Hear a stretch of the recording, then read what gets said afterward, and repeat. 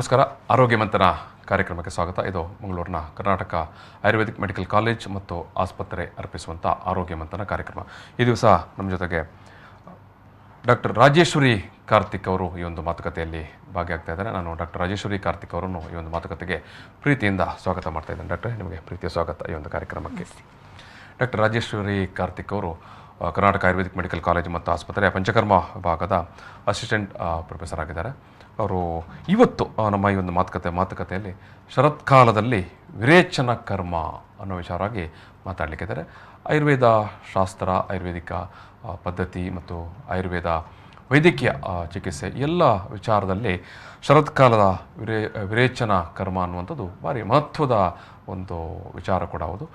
ಏನಿದು ವಿರೇಚನ ಕರ್ಮ, ಏನಿದು ಶರತ್ಕಾಲದ ವಿರೇಚನ ಕರ್ಮ, ಈ ವಿಚಾರವಾಗಿ ಇವತ್ತು ಡಾಕ್ಟರ್ ನಮಗೆ ಒಂದಷ್ಟು ಮಾಹಿತಿಗಳನ್ನು ಕೊಡಲಿಕ್ಕಿದ್ದಾರೆ. ಯಾರು ಈ ಒಂದು ಶರತ್ಕಾಲದಲ್ಲಿ ವಿರೇಚನ ಕರ್ಮವನ್ನು ಮಾಡಿಸಿಕೊಳ್ಳಬಹುದು, ಯಾರಿಗೆ ಮಾಡಿಸಿಕೊಳ್ಳಲಿಕ್ಕೆ ಸಾಧ್ಯ ಇಲ್ಲ, ಮಾಡಿಸಿಕೊಂಡ್ರೆ ಏನು ಪ್ರಯೋಜನ, ಎಲ್ಲ ವಿಚಾರಗಳನ್ನು ಇವತ್ತು ನಮ್ಮ ಜೊತೆಗೆ ಮಾತಾಡಲಿಕ್ಕಿದ್ದಾರೆ. ಡಾಕ್ಟ್ರೆ, ನಾವು ಶರತ್ಕಾಲದಲ್ಲಿ ವಿರೇಚನ ಕರ್ಮ ಬಗ್ಗೆ ಮಾತನಾಡುವಾಗ ಆರಂಭದಲ್ಲಿ ನಾವು ಹೇಳಿಕೊಳ್ಳಬೇಕಾದ, ಯಾಕಂದರೆ ಇವತ್ತೆಲ್ಲ ನಾವು ಇಂಗ್ಲೀಷ್ ಕ್ಯಾಲೆಂಡರನ್ನೇ ಫಾಲೋ ಮಾಡ್ತೇವೆ. ಈ ಬಾರಿ ಯಾವ ತಿಂಗಳಿಂದ ಯಾವ ತಿಂಗಳ ತನಕ ಶರತ್ಕಾಲ ಇರುತ್ತೆ ಅಂತ? ಹೌದು, ನೀವು ಹೇಳಿದ ಹಾಗೆ ಈಗ ಇಂಗ್ಲಿಷ್ ಕ್ಯಾಲೆಂಡರನ್ನೇ ಫಾಲೋ ಮಾಡೋದ್ರಿಂದ ಮೊದಲಿನವರಿಗಾದ್ರೆ ಗೊತ್ತಿತ್ತು, ಈಗಿನವರಿಗೆ ಭಾರತೀಯ ಕ್ಯಾಲೆಂಡರ್ ಪ್ರಕಾರ ಹೇಗೆ ಅಂತ ಗೊತ್ತಿರೋದಿಲ್ಲ. ಈಗ ಒಂದು ವರ್ಷಕ್ಕೆ 6 ಋತು ಅಂತ ಇರ್ತದೆ. ಆಯುರ್ವೇದ ಶಾಸ್ತ್ರದಲ್ಲಿ 6 ಋತುಗಳು ಸೇರಿ ಒಂದು ಸಂವತ್ಸರ ಆಗ್ತದೆ ಅಂತ ಹೇಳ್ತಾರೆ. ಅಂದ್ರೆ ಶಿಶಿರ, ವಸಂತ, ಗ್ರೀಷ್ಮ, ವರ್ಷ, ಶರತ್, ಹೇಮಂತ ಅಂತ 6 ಋತುಗಳಿದೆ. ಅದರಲ್ಲಿ ಈ ಶರತ್ ಋತು ಅಂತ ಹೇಳೋದು ಒಂದು ಋತು. ವರ್ಷಾ ಋತು ಮತ್ತೆ ಹೇಮಂತ ಋತುವಿನ ಮಧ್ಯಭಾಗದಲ್ಲಿ ಈ ಶರದ್ ಋತು ಅನ್ನೋದು ಬರ್ತದೆ. ಅಂದ್ರೆ ಈಗ ಸಾಮಾನ್ಯವಾಗಿ ನಾವು ಗಮನಿಸಿದ್ರೆ ವರ್ಷಾ ಋತು ಅಂತಂದ್ರೆ ಮಳೆಗಾಲ ಅಂತ ತಗೊಳ್ಬಹುದು, ವರ್ಷಧಾರೆ ಅಂತ ನಾವು ಹೇಳ್ತೇವೆ. ಹಾಗಾಗಿ ವರ್ಷಾ ಋತು ಮತ್ತೆ ಇದು ಹೇಮಂತ ಋತು. ಹೇಮಂತ ಋತು ಅನ್ನೋದು ಆಟಮ್ ಅಥವಾ ಚಳಿಗಾಲದ ಶುರುವಿನ ಆರಂಭದ ಕಾಲ. ಇವೆರಡರ ಮಧ್ಯೆ ಬರುವಂತದ್ದು ಶರತ್ಕಾಲ ಅಂತ ಹೇಳುದು. ಅಂದ್ರೆ ಶರತ್ಕಾಲದ ವಿಶೇಷ ಇಲ್ಲಿ ಶರತ್ಕಾಲದಲ್ಲಿ ಏನಾಗ್ತದೆ ಅಂತಂದ್ರೆ ಈಗ ಮಳೆ ನಿಂತು ಚಳಿ ಇನ್ನೂ ಆರಂಭ ಆಗಿರುವುದಿಲ್ಲ, ಆಗ ಸ್ವಲ್ಪ ಬಿಸಿಲಿನ ಶಾಖ ಇರ್ತದೆ ಅಲ್ಲಿ ಇರುವಂತ ಸಮಯ ಅದು ಶರದ್ ಋತು. ಅಂದ್ರೆ ಆಯುರ್ವೇದ ಶಾಸ್ತ್ರದಲ್ಲಿ ನಿಮಗೆ ಗೊತ್ತಿರಬಹುದು 3 ದೋಷಗಳು ನಮ್ಮ ಶರೀರದಲ್ಲಿ ಇರುವುದು ಅಂತ ಹೇಳ್ತಾರೆ. ಹೌದು, ಅದರಲ್ಲಿ ಪಿತ್ತ ದೋಷ ಅಂತ ಹೇಳುವಂಥದ್ದು ಇದು ವರ್ಷಾ ಋತುವಿನಲ್ಲಿ ನಮ್ಮ ಶರೀರದಲ್ಲಿ ಸ್ವಾಭಾವಿಕವಾಗಿ ಸಂಚಯ ಆಗ್ಲಿಕ್ಕೆ ಸ್ಟಾರ್ಟ್ ಆಗ್ತದೆ, ಅಂದ್ರೆ ಅಕ್ಯುಮುಲೇಟ್ ಆಗ್ತಾ ಹೋಗ್ತದೆ. ಆಗ ನಮ್ಮ ಜೀವನ ಶೈಲಿ ಮತ್ತೆ ಆಹಾರ ಆ ವರ್ಷಾ ಋತುವಿನಲ್ಲಿ ಹೇಗಿರ್ಬೇಕು ಅದಕ್ಕೆ ಸರಿಯಾಗಿ ಇರ್ಲಿಲ್ಲ ಅಂತಾದ್ರೆ ಆಗ ಅದು ಸ್ವಲ್ಪ ಋತುಮಾನಕ್ಕೆ ಸಂಬಂಧಪಟ್ಟ ಹಾಗೆ ನಮ್ಮ ಆಹಾರ ಶೈಲಿ, ಜೀವನ ಶೈಲಿ ಇರಬೇಕಂತ ಋತುಚರ್ಯ ಅಂತ ಅದನ್ನ ತುಂಬಾ ವಿಸ್ತಾರವಾಗಿ ಹೇಳಿದ್ದಾರೆ. ಹಾಗೆ ಆ ವರ್ಷಾ ಋತುವಿನ ಋತುಚರ್ಯ ಅನ್ನೋದು ಸರಿಯಾಗಿ ಆಗದೇ ಇರುವಂತಹ ಸಮಯದಲ್ಲಿ ಅದು ಶರದ್ ಋತುವಿಗೆ ಬಂದಾಗ ಪಿತ್ತ ಪ್ರಕೋಪ ಅಂತ ಆಗ್ತದೆ.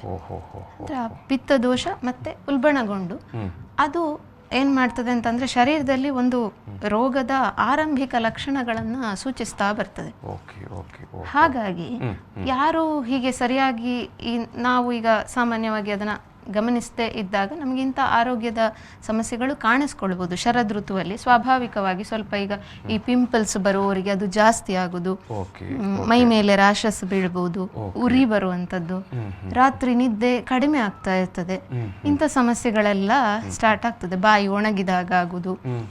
ಅಂದ್ರೆ ಅದನ್ನ ನಮ್ಗೆ ಶರದ್ ಋತುವಿನ ಆರಂಭದ ಒಂದು ಟೈಮಲ್ಲಿ ಬರುತ್ತೆ, ಕಾಣಿಸ್ಕೊಳ್ತದೆ. ಅಂದ್ರೆ ಋತುಚರ್ಯದ ಇದು ಸರಿಯಾಗಿ ಪಾಲನೆ ಆಗ್ಲಿಲ್ಲ ಅಂತ ಆದ್ರೆ ಈ ಲಕ್ಷಣಗಳು ಕಾಣಿಸ್ಕೊಳ್ತದೆ. ನಾವು ಆಹಾರ ಪದ್ಧತಿಯನ್ನು ಋತುಮಾನಕ್ಕೆ ತಕ್ಕ ಹಾಗೆ ಪಾಲಿಸದೆ ಹೋದರೆ ಈ ರೀತಿಯ ಏನು ಸಮಸ್ಯೆಗಳು ಬರುತ್ತೆ ಅಂತ.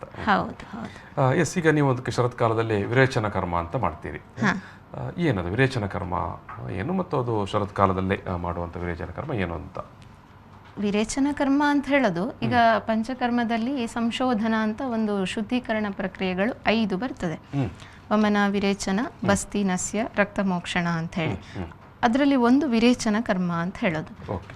ಈ ವಿರೇಚನ ಕರ್ಮ ಅಂತ ಹೇಳೋದನ್ನ ನಾವು ಮೇನ್ಲಿ 2 ಸೆಟ್ ಆಗಿ ಕೊಡ್ಬೋದು. ಅಂದ್ರೆ ಒಂದು ರೋಗ ಇರುವಂತ ಜನರಿಗೆ ವ್ಯಾಧಿ ಇರುವಂತವರಿಗೆ, ಇನ್ನೊಂದು ಸ್ವಸ್ಥ ಪುರುಷರು ಅಂದ್ರೆ ಆರೋಗ್ಯವಂತರು ಅಂತ ನಾವೇನ್ ಹೇಳ್ತೇವೆ ಅವರಿಗೆ ಆರೋಗ್ಯವನ್ನು ಕಾಪಾಡಿಕೊಳ್ಳುವ ಸಲುವಾಗಿ. ಹೌದು, ಹಾಗೆ ಎರಡು ರೀತಿಯಲ್ಲಿ ಕೊಡ್ಬೋದು. ಈ ಶರದೃತುವಲ್ಲಿ ಪ್ರತ್ಯೇಕವಾಗಿ ವಿರೇಚನ ಕರ್ಮ ಅಂತ ಮಾಡ್ತಾ ಇರೋದು ಆರೋಗ್ಯವಂತರಿಗೆ ಆರೋಗ್ಯ ಪಾಲನೆಗಾಗಿ ಅವರಿಗೂ ಒಂದು ಅವಕಾಶ ವಿರೇಚನ ಕರ್ಮಕ್ಕೆ ಒಳಪಡ್ಲಿಕ್ಕೆ. ಯಾಕಂದ್ರೆ ಅವರು ಈ ಋತುವನ್ನ ಬಿಟ್ಟು ಬೇರೆ ಕಾಲದಲ್ಲಿ ಅವರಿಗೆ ವಿರೇಚನ ಕರ್ಮಕ್ಕೆ ಒಳಪಡ್ಲಿಕ್ಕೆ ಆಗುದಿಲ್ಲ. ಯಾಕಂದ್ರೆ ಯಾವ್ದು ಬೇರೆ ಅದಕ್ಕೆ ಸೂಕ್ತವಾದಂತ ಕಾಯಿಲೆ ಇಲ್ಲ, ಅವರಿಗೆ ರೋಗ ಲಕ್ಷಣಗಳು ಇರೋದಿಲ್ಲ. ಹಾಗಾಗಿ ಅವರು ಶರದೃತುವಲ್ಲಿ ವಿರೇಚನ ಕರ್ಮವನ್ನ ತಗೊಳ್ಬಹುದು. ಇನ್ನು ವ್ಯಾಧಿತರಿಗೆ ನಾವು ಅವರ ರೋಗದ ಅವಸ್ಥೆಯನ್ನ ನೋಡಿಕೊಂಡು ಯಾವ ಮಟ್ಟದಲ್ಲಿದೆ ಅಂತ ನೋಡಿಕೊಂಡು, ಯಾವ ಪ್ರಮಾಣದಲ್ಲಿದೆ ಅಂತ ನೋಡಿಕೊಂಡು ಆಗ ಬೇಕಾದ್ರೆ ವಿರೇಚನ ಕರ್ಮವನ್ನ ಬೇರೆ ಋತುವಲ್ಲಿ ಕೂಡ ಪ್ಲಾನ್. ವಿರೇಚನ ಕರ್ಮವನ್ನು ಮಾಡುವಂತ ವಿಧಿವಿಧಾನಗಳು ಅದು ಏನು, ಯಾವ ರೀತಿ ಪ್ರಕ್ರಿಯೆ ಏನು ಅಂತ? ಹೌದು, ಇದು ವಿರೇಚನ ಕರ್ಮ ಅಂತ ಹೇಳುವಂಥದ್ದು ನಾನು ಅಂದ್ರೆ ಜನರಿಗೆ ತಿಳಿಪಡಿಸ್ಲಿಕ್ಕೆ ಇಷ್ಟಪಡೋದು ಏನು ಅಂತಂದ್ರೆ, ಇದು ಮನೆಯಲ್ಲೇ ಈಗ ಅವರು ಒಂದು ಆಯುರ್ವೇದ ಮೆಡಿಕಲ್ ಶಾಪಿಗೆ ಹೋಗಿ ಔಷಧಿ ತಗೊಂಡು ಮನೆಯಲ್ಲೇ ಭೇದಿಗೆ ತಗೊಂಡು ಮಾಡುವಂತ ವಿಧಾನ ಅಲ್ಲ. ಯಾಕಂದ್ರೆ ವಿರೇಚನ ಕರ್ಮ ಅಂದ್ರೆ ಜನರಿಗೆ ಸಾಮಾನ್ಯ ಕೇಳಿರ್ತಾರೆ, ಅವ್ರಿಗೆ ಗೊತ್ತಿರ್ಬೋದು. ಇದು ಏನಂತಂದ್ರೆ ಆಯುರ್ವೇದದ ಔಷಧಿಯನ್ನ ಕುಡಿಸಿ ತಗೊಳ್ಳಿಕ್ಕೆ ಹೇಳಿ ಒಂದು ಗುದದ್ವಾರದಿಂದ ಭೇದಿ ಮಾಡಿಸುವಂತಹ ಒಂದು ಪ್ರಕ್ರಿಯೆ. ಹಾಗಾಗಿ ಸಾಮಾನ್ಯವಾಗಿ ಭೇದಿಗೆ ಮದ್ದು ತಗೊಳ್ಳೋದು ಲೂಸ್ ಮೋಷನ್ ಆಗ್ಲಿಕ್ಕೆ ಅಂತ ಹೇಳಿ ಮೆಡಿಕಲ್ ಶಾಪಲ್ಲಿ ಹೋಗಿ ಭೇದಿಗಿರುವ ಮದ್ದು ತಗೊಳ್ಳಿ ಅಂತ ಕೊಡಿ ಅಂತ ಹೇಳಿ ತಗೊಂಡು ಮಾಡುವಂತ ವಿಧಾನ ಅಲ್ಲ ಇದು. ಯಾಕಂದ್ರೆ ವೈದ್ಯರ ಸುಪರ್ದಿ ಮೇಲೆಯೇ ಆಗಬೇಕು. ಸುಪರ್ದಿ ಮೇಲೆ ಆತನ ಏನು ದೇಹ ಪ್ರಕೃತಿ, ಅವನ ಆರೋಗ್ಯ ಸ್ಥಿತಿಗತಿಯನ್ನೆಲ್ಲ ಪರೀಕ್ಷೆ ಮಾಡಿ ತಪಾಸಣೆ ಮಾಡಿ ಆಗಬೇಕು. ಹೌದು, ಯಾಕಂದ್ರೆ ಇದಕ್ಕೆ ಸರಿಯಾಗಿ ಆಗ್ಲಿಲ್ಲ, ನೀವು ಕೊಡಬೇಕಾದ ಔಷಧಿಯನ್ನ ಅವನಿಗೆ ಕೊಡದೆ ಸ್ವಲ್ಪ ಡೋಸೇಜ್ ಜಾಸ್ತಿ ಆಯಿತು ಅಂತಾದರೆ ಅದರಿಂದ ಆಗುವ ಸಮಸ್ಯೆಗಳೂ ಉಂಟು. ಅದನ್ನೆಲ್ಲವನ್ನು ನೋಡಿಕೊಂಡು ಡಿಸೈಡ್ ಮಾಡಿ ಕೊಡಬೇಕಾಗ್ತದೆ. ಹಾಗಾಗಿ ಇದು ಒಳರೋಗಿಯಾಗಿ ಆಸ್ಪತ್ರೆಯಲ್ಲಿ ಇದ್ದುಕೊಂಡು ಅವರು ತೆಗೆದುಕೊಳ್ಳಬೇಕಾದಂತ. ಒಳರೋಗಿ ಅಂತ ಹೇಳಿದ್ರೆ ಸಾಮಾನ್ಯವಾಗಿ ಎಷ್ಟು ದಿವಸ ಇರಬೇಕಾಗುತ್ತೆ? ಎಷ್ಟು ದಿನ ಅದು ಅಂದ್ರೆ ಈಗ ಇದರಲ್ಲಿ ಈ ವಿರೇಚನ ಕರ್ಮ ಅಂತ ಹೇಳೋದ್ರಲ್ಲಿ ಮೊದಲಿಗೆ ಈಗ pre operative procedure, operative, post operative ಅಂತ 3 ರೀತಿಯಾಗಿ ನಾವು ಅದನ್ನು ಡಿವೈಡ್ ಮಾಡ್ಬೋದು. ಪೂರ್ವ ಕರ್ಮ, ಪ್ರಧಾನ ಕರ್ಮ, ಪಶ್ಚಾತ್ ಕರ್ಮ ಅಂತ. ಆ ಪೂರ್ವ ಕರ್ಮ ಅನ್ನೋದಕ್ಕೆ ಸಾಮಾನ್ಯ ಒಂದು ಅದರಲ್ಲಿ ಮತ್ತೆ ಸ್ನೇಹನ ಸ್ವೇದನ ಅಂತ ಬರ್ತದೆ. ಅಂದ್ರೆ ಔಷಧಿಯ ತುಪ್ಪವನ್ನ ನಾವು ಕುಡಿಸ್ತಾ ಹೋಗ್ತೇವೆ ಅವರಿಗೆ. ಅದು ಹೊಟ್ಟೆಗೆ ಒಬ್ಬನಿಗೆ ಬೇಕಾಗುವಷ್ಟೇ ಇನ್ನೊಬ್ಬನಿಗೆ ಬೇಕಾಗೋದಿಲ್ಲ. ಕೆಲವರಿಗೆ ಒಂದು 3 ದಿನದಲ್ಲಿ ಸಮ್ಯಕ್ ಲಕ್ಷಣಗಳು ಅಂತಂದ್ರೆ ನಮಗೆ ಆ ಸ್ನೇಹನ ಸಾಕು ಅಂತ ಆಗುವಾಗ ಕೆಲವು ಲಕ್ಷಣಗಳು ಶರೀರದಲ್ಲಿ ಕಾಣಿಸ್ಕೊಳ್ತದೆ. ಆ ಎಣ್ಣೆಯ ಅಂಶದ ಆವಿರ್ಭಾವ ಆಗುವಂಥದ್ದೆಲ್ಲ ಅದು ಕೆಲವರಿಗೆ ಬೇಗ ಆಗ್ತದೆ, ಕೆಲವರಿಗೆ ಟೈಮ್ ಬೇಕಾಗ್ತದೆ. ಅಂದ್ರೆ 3 ರಿಂದ 7 ದಿನ ಬೇಕಾಗ್ತದೆ ಆ ಸ್ನೇಹನಕ್ಕೆ. ಅಂದ್ರೆ ನೀವು ಹೇಳಿದಾಗೆ ಇನ್ ಪೇಷಂಟ್ ಆಗಿ ಅವರು ಅಡ್ಮಿಟ್ ಆಗುದಿದ್ರೆ ಇಲ್ಲಿ ಒಂದು ಓವರ್ ಆಲ್ ಒಂದು 10 ದಿನ ಆದ್ರೂ ಬೇಕಾಗ್ತದೆ. ಅಂದ್ರೆ ಅವರು 10 ದಿನದ ಮಟ್ಟಿಗೆ ಬೇಕಾಗ್ಬೋದು. ಮತ್ತೆ ನೋಡಿಕೊಂಡು ಸ್ವಲ್ಪ ಅವರು ಹೇಗೆ ರೆಸ್ಪಾಂಡ್ ಮಾಡಿದ್ದಾರೆ ಅಂತ ನೋಡಿಕೊಂಡು ಒಂದೆರಡು ದಿನ ಆರೋಗ್ಯವಂತರು ಕೂಡ ಇದನ್ನು ತಗೊಳ್ಳಿಕ್ಕೆ ಆಗುತ್ತೆ ಅಂತ. ಹೌದು. ಸೊ ಇವನ್ ಆರೋಗ್ಯವಂತರಾದರೂ ಕೂಡ ಅವರು ಈ ರೀತಿ ಒಂದು ವಿರೇಚನ ಪ್ರಕ್ರಿಯೆ ಹಾಗೆ ಮಾಡೋದಿದ್ದರೆ ಬಹುಶಃ ನೀವು ಹೇಳಿದಾಗೆ 1 ವಾರ ಅಥವಾ 10 ದಿವಸದಷ್ಟು ಕಾಲ ಉಳ್ಕೊಳ್ಬೇಕಾಗತ್ತೆ. ಹೌದು.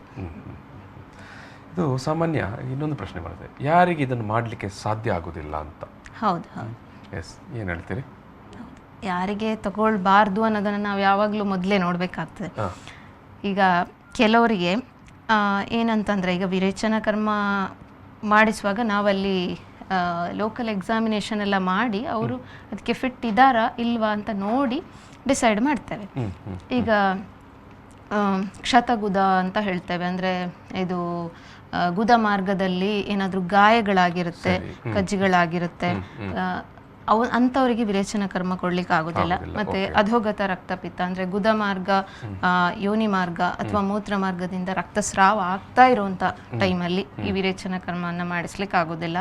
ಆಮೇಲೆ ಇದು ಈಗ ಇಂಟೆಸ್ಟೈನಲ್ TB ಅಂತದ್ದೆಲ್ಲ, ಕ್ಷಯ ರೋಗಗಳು, ಅದು ಗುದಕ್ಕೆ ಸಂಬಂಧಪಟ್ಟದ್ದು ಎಲ್ಲ ಇದ್ರೆ ಅದರಲ್ಲಿ ವಿರೇಚನ ಕರ್ಮವನ್ನು ಕೊಡ್ಲಿಕ್ಕೆ ಆಗೋದಿಲ್ಲ. ಇನ್ನು ಬಾಲ, ವೃದ್ಧರು, ಗರ್ಭಿಣಿ ಸ್ತ್ರೀಯರು, ಬಾಣಂತಿಯರು, ಮತ್ತೆ ನವಪ್ರಸೂತ, ಈಗಷ್ಟೇ ಡೆಲಿವರಿ ಆದವರು, ಅಂಥವರಲ್ಲಿ ಕೂಡ ವಿರೇಚನ ಕರ್ಮವನ್ನು ಮಾಡಲಿಕ್ಕೆ ಆಗುದಿಲ್ಲ. ಆಗೋದು. ಈಗ ನೀವು ಮಕ್ಕಳಿಗೆ ಆಗೋದಿಲ್ಲ ಅಂತ ಹೇಳಿದರೆ, ಈಗ ವಯಸ್ಕರಂತಾದರೆ ಸಾಮಾನ್ಯ ಯಾವ ವಯಸ್ಸಿನಿಂದ ನಂತರದವರು ಇದನ್ನು ತಗೊಳ್ಬಹುದು, ಮಾಡಬಹುದು ಈ ವಿರೇಚನ ಪ್ರಕ್ರಿಯೆ? ಸೊ ಇದು ಶೋಧನಾ ಕರ್ಮವನ್ನು, ಪ್ರಧಾನ ಶೋಧನಾ ಕರ್ಮಗಳು ವಮನ ಮತ್ತು ವಿರೇಚನ. ಹಾಗಾಗಿ ಇದನ್ನು ವಿರೇಚನಾ ಕರ್ಮವನ್ನು ಒಂದು 7 ರಿಂದ 8 ವಯಸ್ಸಿನ ನಂತರದ ಮಕ್ಕಳಿಗೆ ಮತ್ತು ಒಂದು 70 ವರ್ಷದ ಒಳಗಿನವರು, ಆ ವಯೋಮಾನದ ಮಿತಿಯಲ್ಲಿರುವವರು ಇದಕ್ಕೆ ಅರ್ಹ ವ್ಯಕ್ತಿಗಳು. ಸರಿ ಸರಿ.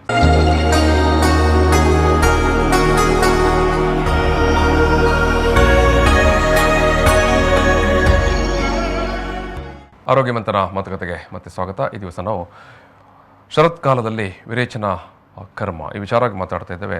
ಡಾಕ್ಟರ್ ರಾಜೇಶ್ವರಿ ಕಾರ್ತಿಕ್ ಅವರು ಈ ವಿಚಾರವಾಗಿ ಮಾತಾಡ್ತಾ ಇದ್ದಾರೆ. ಮಂಗಳೂರಿನ ಕರ್ನಾಟಕ ಆಯುರ್ವೇದಿಕ್ ಮೆಡಿಕಲ್ ಕಾಲೇಜ್ ಮತ್ತು ಆಸ್ಪತ್ರೆ ಅರ್ಪಿಸುವಂಥ ಆರೋಗ್ಯವಂತನ ಈ ಒಂದು ಮಾತುಕತೆಯಲ್ಲಿ ಶರತ್ಕಾಲದಲ್ಲಿ ವಿರೇಚನಾ ಕರ್ಮ ಅಂತ ನಾವು ಈಗಾಗಲೇ ಅನೇಕ ವಿಚಾರಗಳನ್ನು ಈ ಮಾತುಕತೆಯಲ್ಲಿ ಮಾತಾಡಿದೆವು. ಯಾರೆಲ್ಲ ತಗೊಳ್ಬೋದು, ಯಾರಿಗೆ ತಗೊಳ್ಳಿಕ್ಕೆ ಆಗುವುದಿಲ್ಲ ಅಂತ. ಈಗ ಡಾಕ್ಟ್ರೆ, ಈಗ ಆರೋಗ್ಯವಂತರೇ ಸರಿ, ಯಾವ ಯಾವ ಕ್ಲಾಸ್ ಆಫ್ ಜನ ಅಥವಾ ವ್ಯಾಧಿಗಳಲ್ಲಿ ತೆಗೆದುಕೊಳ್ಳಬಹುದು ಅಂತ ಸ್ಪೆಸಿಫಿಕ್ ಆಗಿ? ಇಲ್ಲಿ ಒಂದು ನಾವು ಆರೋಗ್ಯವಂತರು ಅಂತ ಸಾಮಾನ್ಯವಾಗಿ ಅಂದ್ಕೊಂಡಿರ್ತೇವೆ, ಆದರೆ ಪ್ರತಿಯೊಬ್ಬರು ತಿಳ್ಕೊಳ್ಳೋದು ನಾನು ಆರೋಗ್ಯವಂತ ಅಂತ. ಹೌದು, ಆದರೆ ಆಚಾರ್ಯ ಸುಶ್ರುತರು ಏನು ಹೇಳ್ತಾರೆ ಆರೋಗ್ಯವಂತರ ಬಗ್ಗೆ, ಸ್ವಸ್ಥ ಪುರುಷ ಲಕ್ಷಣ ಅಂತ ಹೇಳುವಾಗ ಸಮದೋಷ ಸಮಾಗ್ನಿಶ್ಚ ಸಮಧಾತು ಮಲಕ್ರಿಯ ಅಂತ ಹೇಳ್ತಾರೆ. ಪ್ರಸನ್ನ ಆತ್ಮೇಂದ್ರಿಯ ಮನಃ ಸ್ವಸ್ಥ ಇತಿ ಅಭಿಧೀಯತೆ ಅಂತ ಹೇಳ್ತಾರೆ ಅವರು. ಇದು ಏನು ಅಂತಂದ್ರೆ ಸಮದೋಷ, ಈಗ ಒಬ್ಬ ವ್ಯಕ್ತಿ ಆರೋಗ್ಯವಂತನಾಗಿದ್ದಾಗ ಅವನ ದೋಷಗಳು ಸುಸ್ಥಿತಿಯಲ್ಲಿ ಇರಬೇಕು. ಆ 3 ದೋಷಗಳಿಗೆ ಒಂದೊಂದು ರೇಷಿಯೋದಲ್ಲಿ ಅದು ಒಬ್ಬೊಬ್ಬನ ಬಾಡಿಯಲ್ಲಿ ಇರುತ್ತೆ. ಆ ರೇಷಿಯೋ ಮೇಂಟೈನ್ ಆಗಬೇಕು. ಅದು ಸ್ವಲ್ಪ ಏರಿಳಿತ ಕಾಣಿಸಿಕೊಳ್ಳುವಾಗ ನಮಗೆ ರೋಗ ಸಮಸ್ಯೆಗಳು ಕೂಡ ಕಾಣಿಸಿಕೊಳ್ಳಲಿಕ್ಕೆ ಸ್ಟಾರ್ಟ್ ಆಗ್ತದೆ. ಹಾಗಾಗಿ ಅದರ ಸುಸ್ಥಿತಿ ಒಂದು. ಮತ್ತೆ ಅಗ್ನಿ ಈಗ ಅಗ್ನಿ ಅಂತಂದ್ರೆ ಇಲ್ಲಿ ಮೇಯ್ನ್ ಆಗಿ ಹಸಿವಾಗುವ ಪ್ರಕ್ರಿಯೆ. ಮತ್ತೆ ಹಸಿವಾದ್ರೆ ಸಾಲದು, ತಿಂದದ್ದು ಜೀರ್ಣ ಆಗಬೇಕು, ಪಚನ ಕ್ರಿಯೆಯು ಸರಿಯಾಗಿ ಆಗಬೇಕು. ಈಗ ಎಷ್ಟೋ ಜನರಿಗೆ ಏನಾಗ್ತದೆ ಅಂದ್ರೆ ಹಸಿವು ಆಗ್ತಾ ಇರಲ್ಲ, ಸುಮ್ಮನೆ ಟೈಮ್ ಆಗಿದೆ ಅಂತ ತಿಂತಾ ಇರ್ತಾರೆ. ಅದು ಒಂದಿರ್ತದೆ ರುಟೀನ್ ಆಗಿ ಊಟ ಮಾಡೋದು, ಕಾಫಿ ಕುಡಿಯೋದು, ತಿಂಡಿ ತಿನ್ನೋದು ಅಂತ. ಹೌದು, ಅದು ಅಗ್ನಿ ಆಗಿರುವುದಿಲ್ಲ. ಸಮಧಾತು ಮಲಕ್ರಿಯಾ ಅಂತ ಹೇಳಿದ್ರೆ, ಈಗ ಧಾತುಗಳು ಅಂದ್ರೆ ಆ ಟಿಶ್ಯೂ ಸೆಲ್ಯುಲಾರ್ ಲೆವೆಲ್ ಅನ್ನೆಲ್ಲ ತಗೊಳ್ಬೇಕಾಗ್ತದೆ. ಅದು ಸ್ಟ್ರಕ್ಚರಲ್ ಎಂಟಿಟೀಸ್, ಅವುಗಳು ಮತ್ತೆ ಮಲ ಪ್ರಕ್ರಿಯೆಗಳು ಅಂದರೆ ಶರೀರದಿಂದ ತ್ಯಾಜ್ಯ ವಸ್ತುಗಳು ಹೊರ ಹೋಗಬೇಕಾಗಿರುವಂಥದ್ದು ಸರಿಯಾಗಿ ಹೋಗದೇ ಇದ್ದಾಗ ಅದು ಕೂಡ ಆರೋಗ್ಯವಂತ ಅಂತ ಹೇಳಲ್ಪಡುವುದಿಲ್ಲ. ಆ ಮನುಷ್ಯನಿಗೆ ನಾವು ಆರೋಗ್ಯವಂತ ಅಂತ ಹೇಳಲಿಕ್ಕಾಗೋದಿಲ್ಲ. ಈಗ ಇನ್ನು ಕೊನೆಯದು ಏನಂದ್ರೆ ಪ್ರಸನ್ನ ಆತ್ಮೇಂದ್ರಿಯ ಮನಃ ಅಂತಂದ್ರೆ ಮನಸ್ಸಿನ ಮತ್ತೆ ಇಂದ್ರಿಯಗಳ ಕೂಡ ಮಾನಸಿಕವಾದಂತಹ ಸುಸ್ಥಿತಿ. ಇವುಗಳನ್ನು ನೋಡಿದಾಗ, ಈ ಡೆಫಿನಿಷನ್ ಅನ್ನು ನೋಡಿದಾಗ ನಮಗೆ ಈಗಿನ ಸ್ಥಿತಿಯಲ್ಲಿ ನಾವು ಎಷ್ಟರ ಮಟ್ಟಿಗೆ ಆರೋಗ್ಯವಂತರಾಗಿದ್ದೇವೆ ಅನ್ನೋದೊಂದು ಪ್ರಶ್ನೆ ಬರ್ತದೆ. ಆಗ ಇದು ಯಾಕೆ ಹೀಗೆ ಅನ್ನೋದು ಕೂಡ ಒಂದು ಪ್ರಶ್ನೆ ಬರ್ತದೆ ನಮಗೆ. ಇದಕ್ಕೇನು ಕಾರಣ ಅಂತಂದ್ರೆ, ನಾನೀಗ ನಾವು ಈಗಾಗಲೇ ಹೇಳಿದ ಹಾಗೆ ಈ ಋತುಮಾನದಲ್ಲಿ ಹಿಂದಿನ ಋತುವಲ್ಲಿ ನಾವು ಸರಿಯಾದಂತಹ ಆಹಾರ ಪಾಲನೆ ಆಗದೇ ಇರುವಂತಹ ಸಮಯದಲ್ಲಿ ಅದು ಪಿತ್ತದೋಷದ ಪ್ರಕೋಪ ಬರುವ ಕಾರಣದಿಂದಾಗಿ ಶರದ್ ಋತುವಿನಲ್ಲಿ ಅದಕ್ಕೆ ಸಹಜವಾದಂಥ ಲಕ್ಷಣಗಳು ಕಾಣಿಸ್ಕೊಳ್ತದೆ. ಈಗ ಅದನ್ನ ಯಾಕೆ ಈ ವಿರೇಚನ ಕರ್ಮದ ಮೂಲಕ ತೆಗೆಸಬೇಕು ಅಂದ್ರೆ, ವಿರೇಚನ ಕರ್ಮದಿಂದ ಸಂಪೂರ್ಣವಾಗಿ ಹೋಗ್ತದ ಪಿತ್ತದ ರಿಲೇಟೆಡ್ ಇರುವಂತಹ ಲಕ್ಷಣಗಳು ಅಂತೆಲ್ಲ ಅಂದ್ರೆ, ಇಲ್ಲಿ ಈಗ ವಿರೇಚನ ಕರ್ಮದಲ್ಲಿ ನೀವು ಏನನ್ನೆಲ್ಲ ಬಳಸ್ತೀರಿ ಅದಕ್ಕೆ? ಅಂದ್ರೆ ಅದರಲ್ಲಿ ಈಗ ಸ್ನೇಹಪಾನ ಅಂತ ನಾವೇನ್ ಮಾಡ್ತೇವೆ, ಅದರಲ್ಲಿ ಔಷಧೀಯ ತುಪ್ಪ ಅಥವಾ ಔಷಧೀಯ ಎಣ್ಣೆಯನ್ನು ಕೊಡ್ತೇವೆ. ಆಮೇಲೆ ಅದಾದ್ಮೇಲೆ ಒಂದು ಸ್ವಲ್ಪ ದಿವಸ ಎಣ್ಣೆ ಎಲ್ಲ ಹಚ್ಚಿ ಮಸಾಜ್ ತರ ಇರ್ತದೆ, 2 ರಿಂದ 3 ದಿವಸ. ಅದಾದ್ಮೇಲೆ ಒಂದು ಔಷಧಿಯನ್ನ, ಅದು ಚೂರ್ಣ ಇರ್ಬೋದು ಅಥವಾ ಲೇಹದ ಫಾರ್ಮಲ್ಲಿ ಇರ್ಬೋದು, ಟ್ಯಾಬ್ಲೆಟ್ಟಿನ ಮಾತ್ರೆಯ ಫಾರ್ಮಲ್ಲಿ ಇರ್ಬೋದು, ಅದನ್ನು ಕೊಟ್ಟು ಭೇದಿಗೆ ಕೊಡ್ತೇವೆ. ಅಂದರೆ ಸುಮಾರು 10 ರಿಂದ ಜಾಸ್ತಿ ಸಲವು ಅಲ್ಲಿ ಇದು ವೇಗಗಳು ಅಂದರೆ ಮೋಷನ್ಸ್ ಆಗ್ತಾ ಹೋಗ್ತದೆ. ಅದಾದ ಮೇಲೆ ಸ್ವಲ್ಪ ಆಹಾರ ಕೂಡ ಅದಕ್ಕೆ ಸೂಕ್ತವಾಗಿ ತಗೊಳ್ಬೇಕಾಗ್ತದೆ. ಹೀಗೆ ಔಷಧ ದ್ರವ್ಯಗಳು ಅಂತಂದರೆ ಸುಮಾರಿದೆ. ಅದನ್ನು ಈಗ ನಾವು ಲಿಸ್ಟ್ ಔಟ್ ಮಾಡಿ ಹೇಳೋದು ಕಷ್ಟ. ಆದರೆ ಎಲ್ರಿಗೂ ಒಂದೇ ದ್ರವ್ಯ ಕೊಡಲಿಕ್ಕೂ ಆಗುದಿಲ್ಲ. ಹಾಗಾಗಿ ಅದನ್ನು ಒಂದು ನೋಡಬೇಕಾಗ್ತದೆ. ಮತ್ತು ಈಗ ಆರೋಗ್ಯವಂತರು ಯಾಕೆ ಮಾಡಬೇಕು ಅನ್ನೋ ವಿಚಾರಕ್ಕೆ ಬಂದಾಗ, ಈಗ ನಾವು ಒಂದು ನಮ್ಮ ಹತ್ರ ಇರುವ ವೆಹಿಕಲ್ ಅನ್ನು ಹೇಗೆ ಸರ್ವಿಸ್ ಮಾಡಿ ಸುಸ್ಥಿತಿಯಲ್ಲಿ ಇಟ್ಕೊಳ್ತೇವೆ, ವರ್ಷ ಅದಕ್ಕೆ ಬೇಕಾದಂತ ಸರ್ವಿಸ್ಗಳನ್ನು ಮಾಡ್ತೇವೆ. ಅದೇ ರೀತಿ ಹೌದು, ಅದೇ ರೀತಿ ಈಗ ಒಂದು ಮನೆ ಆದ್ರೂ ಕೂಡ ನಾವು ಕ್ಲೀನ್ ಮಾಡಿ ಇಟ್ಕೊಳ್ತೇವೆ. ಹಾಗೆ ಭಗವಂತ ನಮಗೆ ಕೊಟ್ಟಿರುವಂತ ಈ ಶರೀರ ಏನಿದೆ ಅದನ್ನ ನಾವು ಕ್ಲೀನ್ ಮಾಡಿದ ಮೇಲೆ ಕೆಲವು ಔಷಧಿಯನ್ನು ತಗೊಳ್ಬೇಕಾಗ್ತದೆ. ಇಲ್ಲದೆ ನೀವು ಕ್ಲೀನ್ ಇಲ್ಲದೆ ಇರುವ ಶರೀರಕ್ಕೆ ಅಂದರೆ ರೀಜನಿಗೆ ಔಷಧಿಯನ್ನು ಹಾಕ್ತಾ ಹೋದರೆ ಅದು ಫಲಕಾರಿ ಆಗುವುದಿಲ್ಲ ಕೆಲವೊಂದು ಪ್ರಕ್ರಿಯೆಯಲ್ಲಿ. ಹಾಗಾಗಿ ಆರೋಗ್ಯವಂತನಾಗಿದ್ದರೂ ಕೂಡ ವರ್ಷಕ್ಕೊಮ್ಮೆ ಶರದೃತುವಿನಲ್ಲಿ ಒಂದು ವಿರೇಚನಾ ಪ್ರಕ್ರಿಯೆ ಅಂತ ಮಾಡಿಕೊಳ್ಳೋದ್ರಿಂದ ನಮ್ಮ ದೇಹವನ್ನು ಎಕ್ಸ್ಪೆನ್ಸಿವ್ ಅಂದರೆ ಈಗ ಅದನ್ನ ಹೇಳಬೇಕು ಅಂದರೆ ಈಗ ಶರದೃತುವಲ್ಲಿ ಮಾಡೋದಕ್ಕೋಸ್ಕರ ನಮ್ಮ ಆಸ್ಪತ್ರೆಯಿಂದ ಇದನ್ನು ರಿಯಾಯಿತಿ ದರದಲ್ಲಿ ಆಯೋಜಿಸಲಾಗಿದೆ. ಯಾವಾಗ ಎಷ್ಟು ಖರ್ಚಾಗ್ತದೆ ಅದಕ್ಕಿಂತ ಬಹಳ ಕಡಿಮೆ ದರದಲ್ಲಿ ಸಾರ್ವಜನಿಕರಿಗೆ ಎಟಕುವ ದರದಲ್ಲೇ ಮಾಡ್ತಾ ಇದ್ದೇವೆ. ಹಾಗಾಗಿ ಸೆಪ್ಟೆಂಬರ್ ಈಗ ಸೆಪ್ಟೆಂಬರ್ 23ರಿಂದ ಶುರು ಆಗ್ತದೆ. ಹಾಗಾಗಿ ಮಂಗಳೂರಿನ ಜನತೆ ಅದರ ಸದುಪಯೋಗ ಪಡ್ಕೊಳ್ಳೋದು. ಎರಡು ತಿಂಗಳು ಹೇಗೂ ಉಂಟು. ಮತ್ತೆ ಹೇಗೆ ಅಂದ್ರೆ ಹವಾಮಾನವನ್ನು ನೋಡಿಕೊಂಡು ಡಿಸೈಡ್ ಮಾಡಬೇಕಾಗ್ತದೆ. ಈಗ ಶರದ್ ಋತು ಅಂದ್ರೆ ನಾನೇನು ಹೇಳಿದೆ, ಆ ಮಳೆಗಾಲ ಮುಗ್ದು ಚಳಿಗಾಲ ಆರಂಭವಾಗುವ ಮಧ್ಯದ ಆ ಋತು ಲಕ್ಷಣ. ಹಾಗಾಗಿ ಅಲ್ಲಿವರೆಗೆ ಅದು ಇರ್ತದೆ. ಒಂದು ರಿಯಾಯಿತಿ ಕೂಡ ಲಭ್ಯ ಇರುತ್ತೆ ಕರ್ನಾಟಕ ಆಯುರ್ವೇದಿಕ್ ಮೆಡಿಕಲ್ ಕಾಲೇಜ್ ಮತ್ತು ಆಸ್ಪತ್ರೆ ಅಶೋಕನಗರ. ಹೌದು, ಇಲ್ಲಿ ನೀವು ಬಂದರೆ ಶರತ್ಕಾಲದ ಈ ಒಂದು ವಿರೇಚನ ಕರ್ಮವನ್ನು ಈ ಅವಧಿಯಲ್ಲಿ, ಯಾಕಂದರೆ ಶರತ್ಕಾಲದಲ್ಲಿ ರಿಯಾಯಿತಿಯಲ್ಲಿ ಪಡ್ಕೊಳ್ಳಿಕ್ಕೆ ಸಾಧ್ಯ ಆಗುತ್ತೆ ಅನ್ನೋ ವಿಚಾರ ಡಾಕ್ಟರ್ ಹೇಳ್ತಾ ಇದ್ದಾರೆ. ಡಾಕ್ಟರ್, ಈಗ ಮಾತಾಡಿದೆವು ಅನೇಕ ವಿಚಾರಗಳನ್ನು. ಅಲ್ಟಿಮೇಟ್ಲಿ ಪ್ರಯೋಜನಗಳು ಅಂತ, ಅಂತಿಮ ಪ್ರಯೋಜನ ಫಲ ಏನು ಅಂತ. ಪ್ರಯೋಜನ ಅಂತ ಅಂದಾಗ ಒಂದು, ಈಗ ನಾನು ತಗೊಳ್ಬೇಕಾ, ಯಾವೆಲ್ಲ ಸಮಸ್ಯೆ ಇರೋರು ತಗೊಳ್ಬೇಕು ಅನ್ನೋದೊಂದು ಪ್ರಶ್ನೆ ಬರ್ತದೆ ಫಸ್ಟಿಗೆ. ಆಗ ಇದು ವಿರೇಚನ ಕರ್ಮ ಅನ್ನೋದನ್ನು ನಾವೀಗ ಪಿತ್ತ ಸ್ಥಾನದಲ್ಲಿ ಬರುವಂಥ ವ್ಯಾಧಿಗಳಲ್ಲಿ ಮತ್ತು ಪಿತ್ತ ದೋಷದ ವ್ಯಾಧಿಗಳಲ್ಲಿ ಅಂತ ಎರಡು ರೀತಿಯಲ್ಲಿ ವಿಂಗಡಣೆ ಮಾಡಿ ಕೊಡ್ಬೋದು. ಈಗ ಪಿತ್ತಸ್ಥಾನದ ವ್ಯಾಧಿ ಅಂತ ಅಂದರೆ ನಮ್ಮ ದೇಹದಲ್ಲಿ ಹೊಕ್ಕುಳಿಂದ ಹಿಡಿದು ತೊಡೆಯ ಸಂಧಿಯವರೆಗೆ ಪಿತ್ತದೋಷದ ಪ್ರಾಕೃತಿಕ ಸ್ಥಾನ, ಅಂದರೆ ಅದರ ಉದ್ಭವವಾಗುವಂತಹ ಸ್ಥಾನ.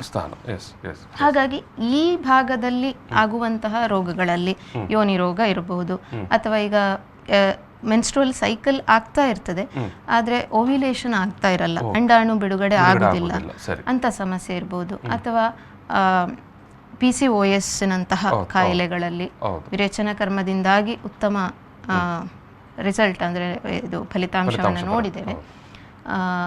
ಇನ್ನು ಇಲ್ಲಿ ಇದಲ್ಲದೆ ಪಿತ್ತ ದೋಷ ಸಂಬಂಧಿ ಕಾಯಿಲೆ ಅಂತಂದರೆ, ಈಗ ಪಿತ್ತದ ಉದ್ಭವ ಸ್ಥಾನ ಇದಾದರೂ ಕೂಡ ದೋಷಗಳನ್ನೋದು ನಮ್ಮ ಶರೀರದಲ್ಲಿ ರಕ್ತ ಹೇಗೆ ಸಂಚಾರ ಮಾಡ್ತದೆ ಅದೇ ರೀತಿ ಸಂಚಾರ ಆಗುವಂಥ ಒಂದು ಮೂವಿಂಗ್ ಎಂಟಿಟಿ ಅದು.